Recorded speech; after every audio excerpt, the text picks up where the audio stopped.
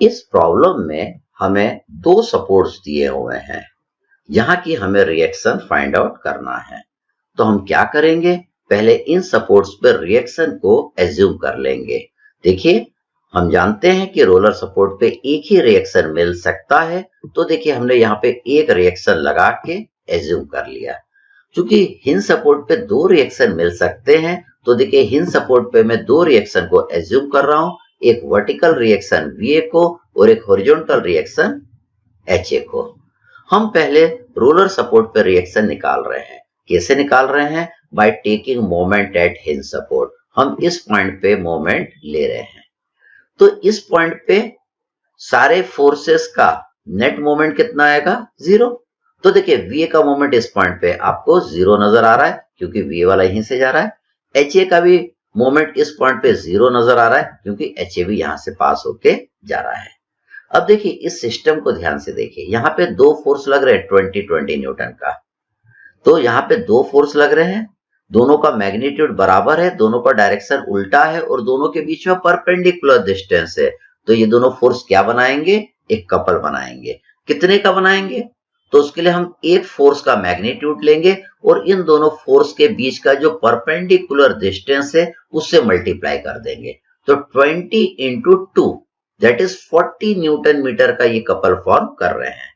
ये कैसा couple form कर रहे हैं? ये आपका एंटी क्लॉकवाइज कपल फॉर्म कर रहे हैं। तो हम क्या करेंगे, इन दोनों की जगह एक कपल लगा देंगे। कितने का? 40 न्यूटन मीटर का। और ये कपल कैसा है? Anti clockwise. अब ये दोनों भी एक कपल फॉर्म कर रहे हैं। क्यों फॉर्म कर रहे हैं? क्योंकि यहाँ पे दो फोर्स लग रहे हैं, दोनों का मैग्नीट्यूड बराबर है, डायरेक्शन उल्टा है और दोनों के बीच में परपेंडिकुलर डिस्टेंस है, तो ये कपल फॉर्म होगा। कितने का कपल फॉर्म होगा? हम किसी एक फोर्स का मैग्नीट्यूड लेंगे और इन दोनों के बीच के परपेंडिकुलर डिस्टेंस से मल्टीप्लाई कर देंगे। तो 10 into 1 that is 10 newton meter का ये कपल फॉर्म करेगा। कैसा कपल फॉर्म करेगा? ये यहाँ पे क्लॉकवाइज कपल फॉर्म करेगा। तो देखिए हम इन दोनों को हटा के यहाँ पे क्लॉकवाइज कपल 10 न्यूटन मीटर का लगा सकते हैं। अब यहाँ पे जो फोर्स लग रहा है वो कपल फॉर्म नहीं कर रहा है। कपल के लिए दो इक्वल और अपोजिट फोर्स होने चाहिए, दोनों का मैग्नीट्यूड बराबर, डायरेक्शन उल्टा और दोनों के बीच में परपेंडिकुलर डिस्टेंस होना चाहिए, लेकिन यहाँ पे तो एक ही फोर्स लग रहा है। तो इस सिस्टम को भी हम रिड्यूस करके एक सिंपल सिस्टम में कन्वर्ट कर लेते हैं। उसके लिए हम क्या करेंगे, इस 10 न्यूटन वाले फोर्स को देखिए मैं यहां लगा दूंगा। ये लगा दिया है। ये कितने का है? 10 न्यूटन का है। और 10 न्यूटन वाला फोर्स यहाँ पे मोमेंट प्रोड्यूस करेगा। कितने का? 10 into 2 that is 20 newton meter का। कैसा मोमेंट प्रोड्यूस करेगा? क्लॉकवाइज मोमेंट प्रोड्यूस करेगा। तो देखिए यहाँ पे मैंने कपल लगा दिया। कितने का लगा दिया? 20 न्यूटन मीटर का कपल लगा दिया। और ये कैसा कपल है? ये आपका क्लॉकवाइज कपल है।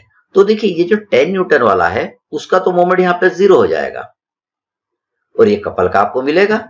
तो देखिए इसका मोमेंट मैंने यहाँ पे 0 कर दिया। अब इसका मोमेंट यहाँ पे कैसा मिलेगा? एंटी क्लॉकवाइज आपको मिलेगा। अब मैं क्या करता हूं, ये जो पहले फोर्सेस और ये अरेंजमेंट बना था उसको हटा के खाली कपल्स आपको दिखाता हूं। तो देखिए आपका फोर्स सिस्टम इस तरीके का बन जाएगा।